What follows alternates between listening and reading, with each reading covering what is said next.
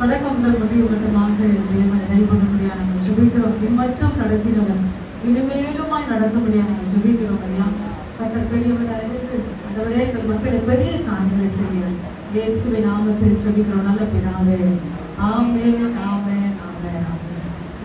நமக்காக எடுத்துக்கொள்வோம். ஏசியா எழுதின புத்தகம் 41ஆம் அதிகாரம் 10-14. ஆளுக்கு ஒவ்வொருவரும் ஒரு 4 பேர் இந்த வசனத்தை வாசிக்கலாம்னு நினைக்கிறேன்.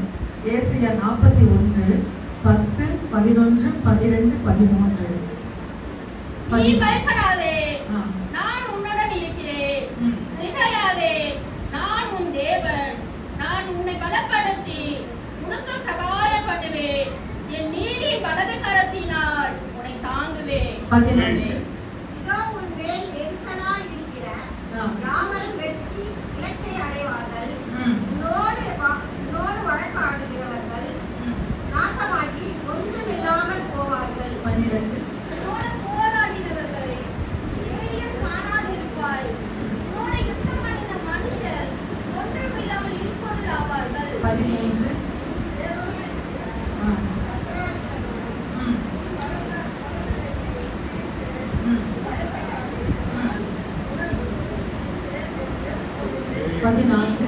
யாக்கோபு எனும் பூச்சியே, இஸ்ரவேல் சிறு கூட்டமே, பயப்படாதே, நான் உனக்கு துணை நிற்கிறேன் என்று கர்த்தரும் இஸ்ரவேலுக்கு பரிசுத்தமாக்கி உன் மீட்பர் இருக்கிறார்.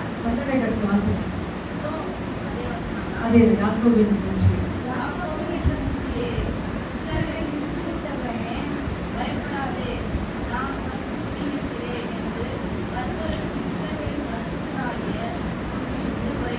போதும். Amen. Hallelujah. Praise the lord. இது இந்த வார்த்தை நமக்கு ஒரு என்ன சொல்றது? ஒரு எனர்ஜி. ஆமென். ஹல்லேலூயா. படிக்கும் போது நம்மோடு பேசுது. படிக்கும் போது ஹல்லேலூயா அந்த வார்த்தை நம்ம இருதயத்தை என்ன செய்யுது? தொடுகிறது. எத்தனை பேருக்கு தொட்டது இந்த வார்த்தை? ஹல்லேலூயா. ஹல்லேலூயா. உனக்கு துணை நிற்கிறேன். இந்த வசனம் மெசேஜோட தலைப்பு உனக்கு நான் துணை நிற்கிறேன். ஹல்லேலூயா. இந்த நாட்களில அதுல 2 வார்த்தை பாத்தீங்கன்னாக்கா 13 14 வாசிப்போமானால், கர்த்தராகிய நான் உன் வலது கையை பிடித்து, ஒரு தனிப்பட்ட நபருக்கு கொடுக்கப்படுகிற ஒரு வார்த்தை, ஒரு வாக்குத்தத்தம் சொல்லலாம். ஒரு தனிப்பட்ட மனுஷன் உண்டு உண்டு அப்படி சொல்லும் போது நபரை குறிக்கும். என்ன குறிக்கும்? ஒரு நபரை குறிக்கும். இந்த இடத்துல 14ஆம் வசனத்துல இஸ்ரவேலின் சிறு கூட்டமே பயப்படாதே. இது யாரை குறிக்குது? ஒரு கூட்டம், ஒரு குழு, ஹல்லேலூயா, ஒரு சபை இதை குறிக்குது. ஆனா 11ஆம் அதிகாரத்துல நிறுத்த விரும்புகிறேன். கர்த்தராகிய நான் உன் வலது கையை பிடித்து, தலைவர்களை பார்த்து, குடும்பத்தை நடத்துகிற தகப்பன்மார்களை பார்த்து, சபையை நடத்துகிற ஊழியர்களை பார்த்து சொல்லுகிற ஒரு வார்த்தை, கர்த்தராகிய நான் உன் வலது கையை பிடித்து, பயப்படாதே, நான் உனக்கு துணை நிற்கிறேன். எத்தனை அருமையான வார்த்தை பாருங்க. மனுஷன் சொல்லுவான், அடிக்கடி சொல்ற ஒரு வார்த்தை, நான் இருக்கேன், கவலைப்படுறேன், நான் இருக்கேன். ஆனா சூழ்நிலை வரும்போது அவருடைய முகமுடி கிழிக்கப்படும். ஹல்லேலூயா. பிரச்சனை வரும்போது ஹல்லேலூயா அவருடைய எல்லா டோட்டல் அப்பதான் நம்ம பார்ப்போம். அப்படி சொன்னவங்க இப்படி ஆயிட்டாங்க. உண்மை, 100க்கு 100 உண்மை. ஆனா ஒன்னே ஒண்ணு, ஹல்லேலூயா, ஆண்டவர் சொன்னா மாறாது. ஹல்லேலூயா. அவர் சொல்லுகிறார், நேற்றும் இன்றும் என்றும் மாறாதவர். ஹல்லேலூயா. நேற்றுக்கு மாறி இன்னைக்கு என்னுடைய முகத்தை மாற்ற மாட்டேன், எப்பவுமே இருக்கிறவராகவே நான் இருக்கிறேன் என்று கர்த்தர் சொல்லுகிறார். ஹல்லேலூயா. பயப்படாதே, நான் உனக்கு துணை நிற்கிறேன். 14ஆம் வசனத்துல சொல்லுகிறார், ஒரு கூட்டத்தை பார்த்து, ஒரு குழுவை பார்த்து, ஒரு சபையை பார்த்து, இஸ்ரவேலின் சிறு கூட்டமே பயப்படாதே, நான் உனக்கு துணை நிற்கிறேன். எவ்வளவு அருமையான வார்த்தை. நமக்கு ஆண்டவர் துணை இருந்தா போதும், எந்த மனிதனுடைய உதவி நமக்கு வேணாம். நான் வந்தவங்க ஒரு பாட்டு எடுத்தேன், 3வது பாட்டு நினைக்கிறேன். டக்குன்னு அந்த பாட்டு எல்லாருக்கும் தெரியும் சொல்லி நான் எடுத்தேன். ஆண்டவர் படைத்த வெற்றி நாளில் எனக்கு உதவிடும். எனது ஆண்டவர் என் பக்கம் இருக்க பயமில்லை. உலக மனிதர்கள் எனக்கு எதிராக கூட்டமா வந்தாலும் பரவாயில்ல, என் ஆண்டவர் எனக்கு துணையா இருக்கிறார். அந்த வசனத்தினுடைய பாட்டினுடைய அர்த்தமே அதுதான். அந்த பாட்டை நான் வீட்டுல எடுக்கல, நீங்க வந்தோன்னு அந்த பாட்டு. ஆனா என்னுடைய மெசேஜுக்கும் அந்த பாட்டுக்கும் ரொம்ப மேட்ச். அல்லேலூயா. தனிப்பட்ட மனிதனுக்கும் ஒரு குழு, தனிப்பட்ட மனிதன் என்ன சொன்னேன், என்னுடையது என்னுடையது என்னுடையது. அப்ப தனிப்பட்ட மனுஷனுக்கு நான் துணையா இருக்கிறேன். நமது நமது கூட்டமா சொல்ல நம்ம என்ன சொல்லுவோம், நம்முடையது சொல்லுவோம். ஒரு கூட்டத்தை பார்த்து என் ஆண்டவர் சொல்லுகிறார், ஒரு தனிப்பட்ட மனிதனை பார்த்து ஆண்டவர் சொல்லுகிறார். நம்ம எதைக்கு நம்ம என்ன செய்யக்கூடாது, கவலைவே படக்கூடாது, துக்கமே படக்கூடாது. அல்லேலூயா. சில காரியங்களை வெட்டா வெளிச்சமா நம்ம பார்க்கும் போது அல்லேலூயா கர்த்தாவே அவங்களுக்கு நீங்க உதவி செய்யுங்க, அவருடைய நிலைகளை மாற்றி ஆண்டவர் என்று சொல்லி நாங்கள் அதிகமா ஜெபிப்பது உண்டு. ஆமென். தேவ சமூகத்துல இன்னைக்கு இன்னொரு வசனம் உண்டு. அதே ஏசாயா 44 சத்தத்தை உயர்த்தி ஒன்று வாசிங்க. 2ஆம் வசனம் 44 2ஆம் வசனம் வாசிங்க. உன்னை உண்டாக்கியவரோ, தாயின் கர்ப்பத்தில் உன்னை உருவாக்கினவரோ, உனக்கு துணை செய்கிறவரும் ஆகிய கர்த்தர் சொல்லுகிறதாவது, உனக்கு துணை செய்கிறவர். அங்க சொல்றாரு துணை நிக்கிறேன், துணையா நிக்கிறேன், உன் பக்கத்துல உன் கூட நான் நிக்கிறேன். இந்த இடத்துல சொல்றாரு உனக்கு நான் துணை செய்கிறேன். உங்க பயணத்துல, உங்க வேலையில, அப்புறம் உங்க படிப்புல, உங்க பிரச்சனையில, உங்க போராட்டத்துல, உங்க குடும்பத்துல, எல்லா காரியத்திலும் ஆண்டவர் என்ன செய்யறாரு, உனக்கு நான் துணை செய்கிறேன். அந்த துணையா நிக்கிறேன்ட்டாரு. நிக்கிற பக்கத்துல சொல்லிட்டாரு, நீங்க துணை செய்கிறேன்னா நீ என்னென்ன காரியத்தை கிரியை செய்ய போறியோ அதோட அவர் ஜாயிண்ட் ஆகி துணை செய்கிறேன் என்று சொல்லுவாங்க. ஒரு அம்மா தேவனுடைய ஆலயத்துல ஒரு பாஸ்டர் அவங்க சாட்சி சொன்னாங்க, ரொம்ப பிரோஜனமா இருந்தது. சாட்சி சொன்னாங்க, அவங்க சபையில அவங்க குண்டியில பார்க்கும்போது அந்த காணிக்கை கவர் வந்து என்ன சொல்றதுன்னா, முதல்ல வாய் எப்படி இருக்கும், ஓப்பனா இருக்கும். அவங்க சொல்றாங்க கொக்கைல மாதிரி அந்த முதல்ல வாய் மாதிரி அது வந்து அந்த கவர் வந்து ஓப்பனா இருக்குமா. எல்லா கவர் எடுப்பாங்களா, என்ன நீட்டா அழகா இருக்குமா. அந்த கவர் மட்டும் ரொம்ப கசக்கி ரொம்ப அழுக்கா இருக்குமா. ஆனா அதுல வந்து 10 ரூபாய் 20 ரூபாய் அப்படின்னு சொல்லி நிறைய அழுத்தி அழுத்தி அழுத்தி போட்டு அந்த கவர்ல போட்டுருவாங்க.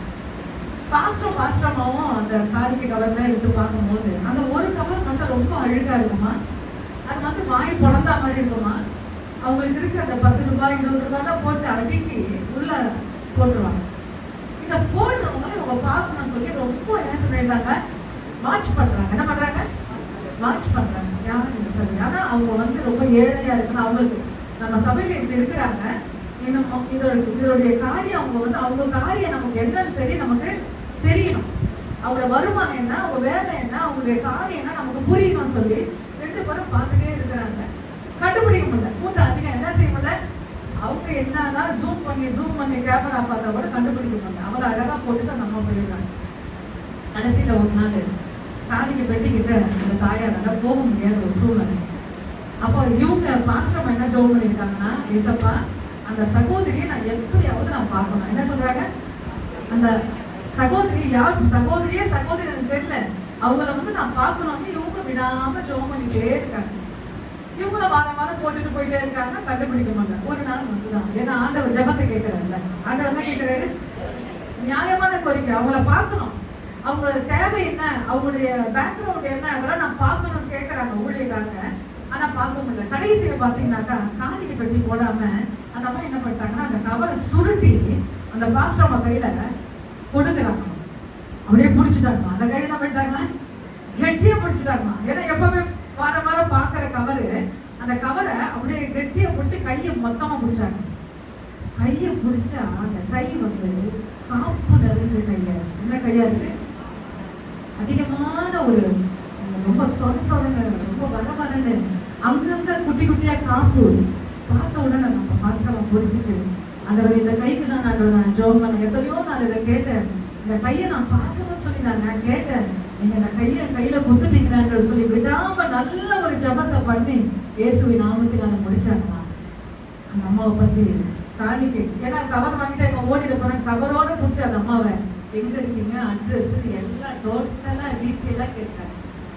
அப்ப அவங்க சொன்னாங்க, அம்மா ஒரு சின்ன வடை கடை போனேன். என்ன கடை போனேன்? சின்ன வடை. கதை ரொம்ப பிடிக்கலாம் போடுவேன். சின்ன வடை கடை போனேன். உண்மைங்க, கதை இல்லை, உண்மை. வடை கடை போடுற அந்த கடையில கிடைக்கிற அந்த வருமானத்தை என் ஆண்டவர் ஆசீர்வதிக்கிறேன். என் ஆண்டவருக்கு நான் உண்மையா இருக்கணும்ல, அதை நான் போடுறேன். அப்போ அவங்க அந்த கவர்ல பாத்தீங்கன்னாக்கா மறுபடியும் பார்க்கணும், அந்த கவர்ல அழுக்கா இருக்கு, நோட்டெல்லாம் அழுக்கா. அப்போ அவங்க சொன்னாங்க, உங்க கடைக்கும் உங்களுக்கும் நான் அதிகமாக ஜெபம் பண்ணி இந்த முகத்தை நான் தேடுறேன், கர்த்தர் இன்னைக்கு காண்பிச்சுட்டேன்னு சொன்னேன். தொடர்ச்சியாக அந்த சகோதரிக்காக ஜெபம் பண்ணிட்டே இருக்காங்களா, பாஸ்டர் அந்த ஒரு காரியம் உண்டாங்க. என்ன, இந்த சகோதரி ஆண்டவர் அதிகமா அந்த தாயார அதிகமா ஆசீர்வதிக்க ஆரம்பிச்சிட்டாரு. எப்பவுமே ஆசீர்வதிக்கும் போது பிசாசு என்ன செய்யும்? போராட்டத்தை உண்டாக்கணும். ஆப்போசிட் பாத்தீங்கன்னாக்கா ஒரு பெரிய பிரம்மாண்டமான கடையை உண்டாக்கி லைட் செட்டிங்லாம் போட்டு அங்கேயும் வடை கடையை என்ன செஞ்சுட்டாங்க, போட்டுட்டாங்க. இந்த கடை ஏழையா இருக்கு, நம்ம தரையில நின்று இந்த கடையை சொல்றாங்க, எதுக்கு பாக்குறாங்க, பிரம்மாண்டமாக லைட் செட்டிங்கோட அந்த என்ன இருக்கு. அப்போ நீங்க அந்த பொசிஷன்ல உங்களை வச்சு பாருங்க. இப்ப நீங்க என்ன சொல்லுவீங்க? என்ன சொல்லுவீங்க? முழுமுறுப்போம், அவ்வளவுதான் போச்சு. என்ன சொல்லுவீங்க? ஏன்னா அதே கடை, அதே வடை, அதே கடாய், அதே இது கொஞ்சம் கீழே இருக்கு, அது கொஞ்சம் மேல இருக்கு, அவ்வளவுதான். நம்ம தேவ சமூகத்தில் அழ ஆரம்பிச்சாங்க. என்ன பண்ணாங்களா?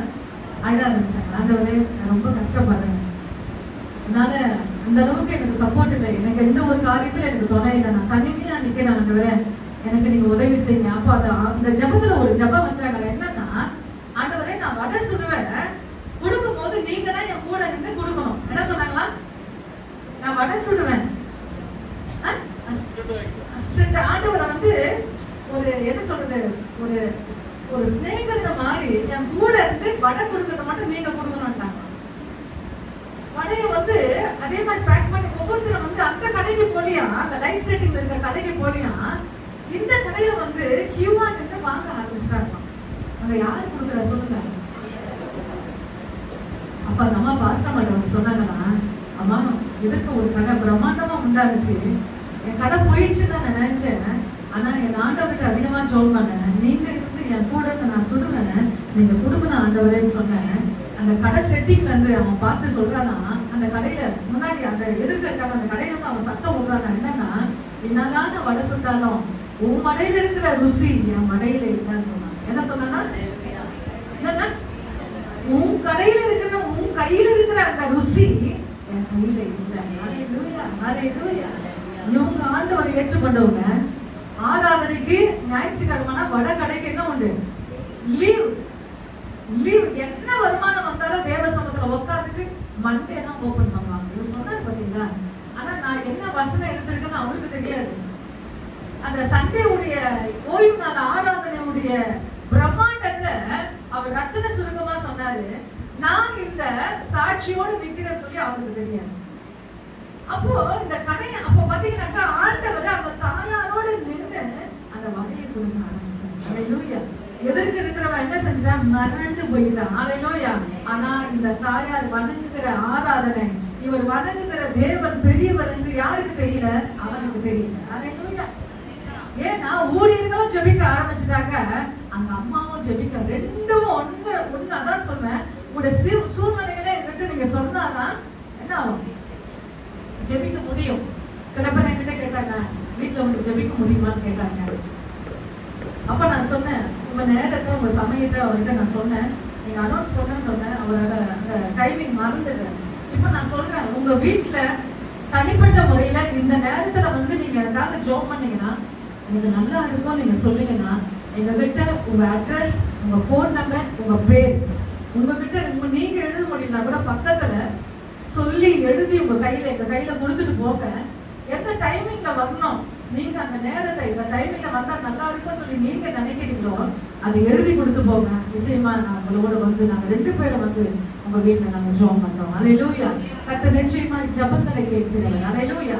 அவர் துணை நிற்கிறேன் என்று சொல்லுகிறார், இங்க துணை செய்கிறேன் என்று சொல்லுகிறார். இது ரொம்ப சுவாரஸ்யமா இருக்கும். அல்லேலூயா. யாருக்குன்னா அவர் துணையா இருக்க போறார்? யாருக்குன்னா அவர் துணையா இருக்கார். முதலாவது நான் பாயிண்ட்ஸ் எடுத்த தள்ளப்பட்டவங்களுக்கு அவர் துணையா இருக்கிறார். யாருக்கு துணையா இருக்கிறாரு? தள்ளப்பட்டவங்கன்னா யார் சொல்லுங்க? சூப்பர்.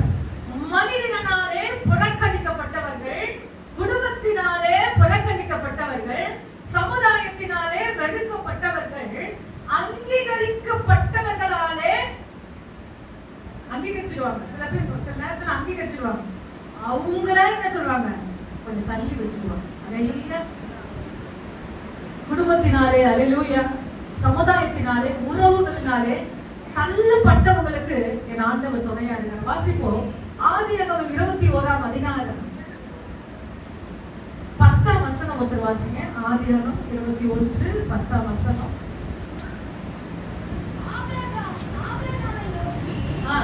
இந்த அடிமை பெண்ணும் அவன் மகனையும் புறம்பே தள்ளும். இந்த அடிமை பெண்ணின் மகன் என் குமாரனாகிய ஈசாக்கோட சுதந்திரவாளியா இருப்பதில்லை போதும். இந்த அடிமை பெண்ணையும் அவள் மகனையும் புறம்பே தள்ளும். இப்ப நான் என்ன சொன்னேன்? தள்ளப்பட்டவனுக்கு யார் துணையா இருக்கிறா? கர்த்தர் துணையா இருக்கிறார். அல்லேலூயா. இந்த இடத்துல யார் தள்ளப்பட்டால்? ஆகாரும் குழந்தையும் தள்ளப்பட்டார்கள். எந்த மாதிரி சொல்லிச்சுன்னா 16ஆம் அதிகாரம் 2ஆம் வசனம். அதே வாசிங்க. ஆதியாகமம் 16ஆம் அதிகாரம் 2ஆம் வசனம். அதே ஆதியாகமம் 16ஆம் அதிகாரம் 2ஆம் வசனம். ஆபிரகாமை நோக்கி பிள்ளை பெறாதபடிக்கு கர்த்தர் என் கர்ப்பத்தை அடைத்திருக்கிறார். என் அடிமை பெண்ணோடு சேரும். ஒருவேளை அவளால் என் வீடு கட்டப்படும். ஆமென். அல்லேலூயா. அவளாலே என் வீடு கட்டப்படும் என்ற சொன்ன வாயை புறம்பே தள்ளுங்க. எந்த வாய் சொல்லுச்சோ? நீ இல்லன்னா ஒண்ணுமே இல்ல, நீ ஃபேமிலில இல்லன்னா ஒண்ணுமே இல்ல, நீ வேலை மேல இந்த இடத்துல நீ இல்லன்னா ஒண்ணுமே இல்ல, நீ இல்லனாலுமே ஒண்ணும் இல்ல. எந்த வாய் சொல்லுச்சோ அந்த வாயை இப்போ தள்ள சொல்லு. நிச்சயமாக அனுபவிக்கணும். எல்லாமே நீங்கள் அனுபவிக்கிறீங்க, நாங்கள் அனுபவிக்கிறோம். ஆக எந்த வாய் சொல்லுகிறதோ அதே வாயை கொண்டு தள்ள வைக்கப்படுகிறது. அல்லேலூயா. திருமணத்துக்கு முன்பாடி சொல்லுவாங்க, கல்யாணம் ஆகிறதுக்கு முன்னாடி லவ் சொல்லுவாங்க, உன்னை பார்க்கணும்னா தூக்கமே இல்லை, நீ போன் பண்ணலன்னா தூக்கமே இல்லை, நீ சாட் பண்ணலன்னா தூக்கமே, உன் மெசேஜை பார்த்தவங்க தான் நான் தூங்குறேன். அதே கல்யாணம் ஆயிட்டவன சொல்றாங்க, என்ன சொல்றாங்க? மகத்தை பார்க்கவே முடியல, நீ தள்ளிப்போ தள்ளிப்போ உக்காரு. எந்த வாய்? முடியல, பார்க்கல, தூங்க முடியல சொன்ன அந்த வாய் இப்ப சொல்லுது, கொஞ்சம் நீ மறைஞ்சு கூட நில்லு, இல்ல அந்த ரூம்ல கூட நீ போய் நில்லு, நிச்சயமா உன்னை பார்க்க முடியல. எனக்கு அருமையான தேவ ஜனமே, அவங்கள பார்த்து என் ஆண்டவர் சொல்றார், உனக்கு நான் துணையா இருந்தேன். அல்லேலூயா. தள்ளப்பட்டவர்களுக்கு என் ஆண்டவர் துணையாக இருக்கிறார். இந்த சமுதாயத்திலே, இந்த குடும்பத்திலே, பிள்ளைகள் மத்தியிலே, கணவன் மத்தியிலே யாராயிரம் தள்ளப்பட்டவர்கள் மத்தியிலே என் ஆண்டவர் என்ன செய்யறது? துணையாக இருக்கிறார். இந்த சகோதரிய தள்ள வச்சுட்டாங்க. இப்போ எடுத்துக்கொள்ளுங்க 21ஆம் அதிகாரத்துல 10ஆம் வசனத்துல அந்த அம்மா சொல்றாங்க, இந்த அடிமை பெண்ணையும் அவன் மகனையும் புறம்பே தள்ளும். இப்போ 16ஆம் அதிகாரம் 2ஆம் வசனத்துல, நான் என் கர்ப்பம் அடைச்சாச்சு ஆண்டவர், அதையும் ஒரு சகோதரி கொண்டு நீ திருமணம் பண்ணு, என் குடும்பம் கட்டப்படணும், எனக்கு வாரிசு வேணும், எனக்கு சந்ததி வேணும். அப்போ இப்போ குழந்தை சுமக்க ஆரம்பிச்சிட்டா. யாரு? ஆகார் குழந்தைய சுமக்க ஆரம்பிச்சிட்டா. வாரிசு இருக்கு சொல்லி அவங்களை எப்படி எல்லாம் கவனிச்சிருப்பாங்க. கொஞ்சம் நினைச்சு பாருங்க, எப்படி எல்லாம் கவனிச்சிருப்பாங்க. உட்கார்ந்துக்கு சேர் தான், சாப்பிடுறதுக்கு பல வகையான சாப்பாடு தான், இப்படி எல்லாம் பல காரியத்தை அனுபவிச்ச அவ இப்போ தன்னுடைய புருஷனை பார்த்து சொல்றாங்க, தள்ளி வை. அப்ப என் ஆண்டவர் எல்லாவற்றையும் பார்க்கிறார். என்ன செய்யறார் ஆண்டவர்? எல்லாத்தையும் பார்த்துட்டு ஒரு காரியத்தை அவர் செய்யறாங்க. இப்போ வாசிக்க 14ஆம் வசனம் 17ஆம் வசனம், ஒவ்வொருத்தரும் ஒரு வசனம் வாசிங்க. 14 ஒருத்தர் வாசிங்க. 21:14 இல்ல 21:14. பிள்ளை சாகிறதை நான் பார்க்க மாட்டேன், என் எதிராக அம்பும் பாய்கிற தூரத்தில் போய் உட்கார்ந்து சத்தமிட்டு அழுதாள். 17 ஒருத்தர் வாசிங்க. கேட்டார், கூப்பிட்டு ஆகாதே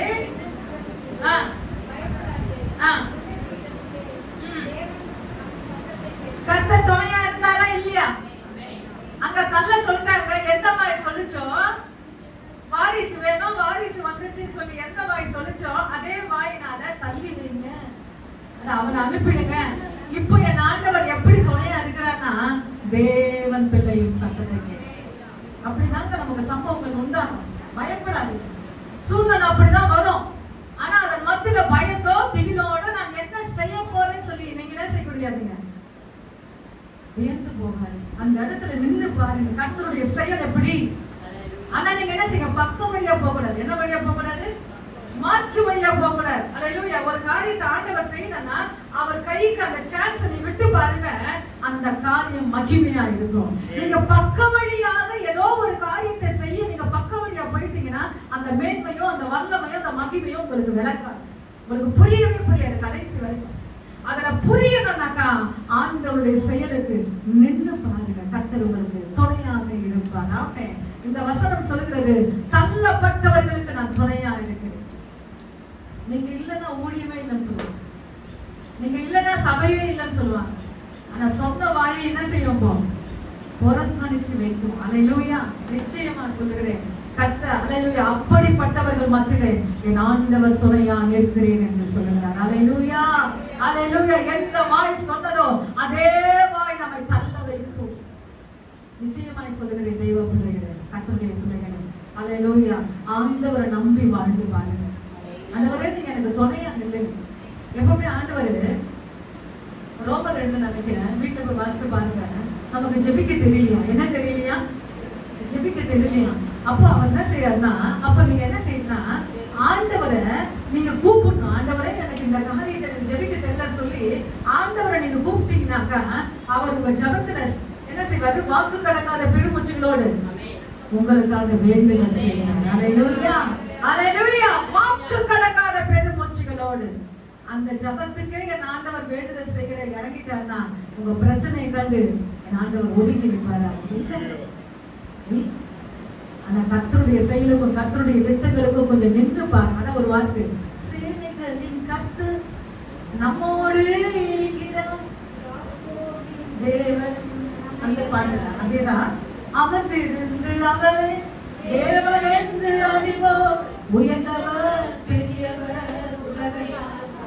ஓடக்கூடாது, அங்க இங்க போய் ஐடியா கேட்க கூடாது, உட்கார்ந்து அமர்ந்திருந்து நானே தேவன் என்று அறியுங்கள். அல்லேலூயா. நம்ம கரத்தை மடக்கினாதான் அவர் கரத்தை இயேசுவின் நாமத்தினாலே ஆண்டவர் திறக்க ஆரம்பித்தார். மாம்சத்துல எங்குமே மோதாது. மாம்ச சிந்தை மரணம், ஆவின் சிந்தையோ ஜீவனும் சமாதானமாம். அல்லேலூயா. இப்போ தள்ளப்பட்டவர்களுக்கு என் ஆண்டவர் துணை என்று நாம் வாசித்தோம். இரண்டாவதாக வாசிக்க போகிறோம். சங்கீதம் 115 9ஆம் வசனம் ஒருத்தர் வாசிங்க. சங்கீதம் 115 9 எழுத்து வாசிங்க. 15 119 இல்ல 115 9. இஸ்ரவேல் கர்த்தரை நம்பு, அவரே அவர்களுக்கு துணையும் அவர்களுக்கு கேடகமுமாய் இருக்கிறார். ஆமென். கர்த்தருக்கு பயப்படுகிறவர்களே, நிறைய பேர் சொல்லுவாங்கல்ல, பெரியோரே அன்புக்குரியவர்களே. நீங்க மைக் எடுத்து அந்த என்ன சொல்ற அரசியல வந்தாங்க என்ன சொல்லுவாங்க, தாய்மார்களே தகப்பன்மார்களே பிள்ளைகளே. இங்க ஆண்டவர் சொல்றாரு என்னன்னா, கர்த்தருக்கு பயப்படுகிறவர்களே கர்த்தரை நம்புங்கள், அவரே அவனுக்கு துணையும் அவனுக்கு கேடகமா இருக்கிறார். அப்ப நம்புகிறவர்களுக்கு ஆண்டவர் எப்படி இருக்கிறார், துணையா இருக்கிறார். ஃபர்ஸ்ட் தள்ளப்பட்டவனுக்கு அவர் துணையா இருந்தாரு. இப்போ யார் கர்த்தரை நம்புறாங்களோ அவங்களுக்கு அவர் துணையா இருக்கிறார். அடுத்ததாக வாசிக்க போகிறோம். 115 11 வாசிங்க. கர்த்தருக்கு பயப்படுகிறவர்கள், கர்த்தரை நம்புகிறவர்கள், அவரே அவர்களுக்கு துணை. ஆமென், ஆமென். கேடகமாய் இருக்கிறார். 9ஆம் வசனம் 11 வாசிக்கிறேன். ஃபர்ஸ்ட் 9ஆம் வசனத்துல இஸ்ரவேலே கர்த்தரை நம்பு, அவரே அவர்களுக்கு துணையும் அவர்களுக்கு கேடகமாய் இருக்கிறார். 11ஆம் வசனத்துல கர்த்தருக்கு பயப்படுகிறவர்களே கர்த்தரை நம்புங்கள், அவரே அவளுக்கு துணையும். அப்ப நம்புகிறவர்களுக்கு அவர் துணை, பயப்பட்டவர்களுக்கு அவர் துணை. இந்த காரியம் செஞ்ச என் ஆண்டவருக்கு பிடிக்காது என்று நீங்க அங்க நின்றீங்கன்னாக்கா உங்களுக்கு ஆண்டவர் துணையா இருக்கும். ஆமென். அல்லேலூயா. இந்த காரியத்துல நான் பிரித்தெடுக்கப்பட்டவர். அது உங்க குடும்பத்துல ஃபங்க்ஷனா இருக்கட்டும், உங்க குடும்பத்துல ஏதோ ஒரு காரியம், ஒரு நல்லதோ எனக்கு கெட்டதோ ஏதோ ஒரு காரியம் இருக்கட்டும், அந்த இடத்துல இதை செஞ்சேன்னா ஆண்டவருக்கு பிடிக்காதுன்னு சொல்லுங்க பாருங்க, அவங்களுக்கு அவர் துணையா இருக்கிறார். ஆமென். ஹல்லேலூயா. என்ன சொன்னா இவர் சொன்னா பாருங்க, எங்க அப்பா டெத்துக்கு தான் நான் ஓய்வு நாள் ஆராதனைக்கு, ஒரே ஒரு ஓய்வு நாள் ஆராதனைக்கு நான் என்ன பண்ணிட்டேன், லீவ் போட்டேன். எதுக்குன்னா ரொம்ப அது கூட சுயமா சொல்ல, ஊழியருடைய அனுமதியை கேட்டு நான் ஊருக்கு போய் என் தகப்பனுக்கு மரணத்தை சபக்கடத்துல போய் பார்க்கணும்னு சொல்லி இவங்க சொன்னாங்க. ஆனா இந்த இடத்துல ஆண்டவருடைய கிரியைகள் வித்தியாசமானது. ஆமென். அதான் இந்த காரியத்தை செஞ்ச ஆண்டவருக்கு பிடிக்கும், இதை செஞ்ச ஆண்டவருக்கு பிடிக்காதுன்னு எத்தனை பேருக்கு புரியும்? எத்தனை பேர் பைபிள் படிச்சிருக்கீங்க? படிக்கலாம் கூட பரவாயில்ல, ஆலோசனை கேட்டிருப்பீங்க, ஊழியர் சொன்ன வார்த்தை கேட்டிருப்பீங்க. இந்த காரியத்தை செஞ்சா என் ஆண்டவருக்கு பிடிக்காது. நீங்க தைரியமா சொல்லலாம், உங்க உறவுகளை பார்த்து சொல்லலாம், உங்களுடைய குடும்பத்தில் இருக்கிற நபர்களை பார்த்து சொல்லலாம். ஆனா பூரிக்கிறவர் என் ஆண்டவர் பூரித்து உங்களுக்கு தேவையான துணையா இருந்து கட்ட நடத்துகிறவராக இருக்கிறார். ஹல்லேலூயா. அடுத்ததாக வாசிக்க போகிற கடைசி 2 நாளாகமம் நான் முடிக்க விரும்புகிறேன். 2 நாளாகமம் 19ஆம் அதிகாரம் 11ஆம் வசனம் வாசிங்க. 2 நாளாகமம் 19, 11. இப்பொழுது இதோ அவர்கள் எங்களுக்கு நன்மைக்கு தீமையை சரிபற்றி தேவரீர் எங்களை சுதந்தரிக்கிற பண்ணின உம்முடைய சுதந்திரத்திலே 2 நாளாகமம் 19, 11. இதோ ஆசாரியனாகிய அமரியா கர்த்தருக்கு அடுத்த எல்லா நியாயத்திலும் இஸ்ரவேலின் குமாரனாகிய செபோக்கியா என்னும் யூதா வம்சத்தின் தலைவனும் ராஜாவுக்கு அடுத்த எல்லா நியாயத்திலும் உங்களுக்கு மேலான நியாயாதிபதி லேவியரும் உங்கள் கைகளுக்குள்ளே உத்தியோகஸ்தரமாய் இருக்கிறார்கள். நீங்கள் திடமனதாய் இருந்து காரியத்தை நடத்துங்கள். உத்தமனுக்கு கர்த்தர் துணை. உத்தமனுக்கு யார் துணையா? நீங்க நேரா நின்று பாருங்க, உங்க வழி நேரா போகட்டும், உங்க வழி நியாயமா போகட்டும், உங்க வழி நீதியா போகட்டும். உத்தமனுக்கு யார் துணையா?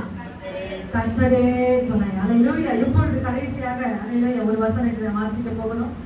41ஆம் அதிகாரம் 13ஆம் வசனம் வாசிப்போம். 41, 13 நான் முடிக்கிறேன். ஏசாயா 41, 13, 14.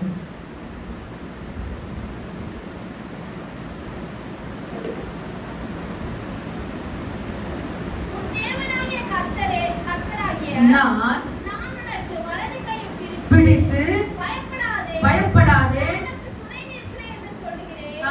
யாக்கோபின் பூச்சியே, இஸ்ரவேலின் சிறு கூட்டமே, பயப்படாதே, துணை நிற்கிறேன். நான் உனக்கு கர்த்தரும் இஸ்ரவேலின் பரிசுத்தருமாகிய உன் மீட்பர் உரைக்கிறார். Thank you Lord. எல்லாரும் முழங்கால் படிக்கிறோம், எல்லாரும் முழங்கால் படிக்கிறோம்.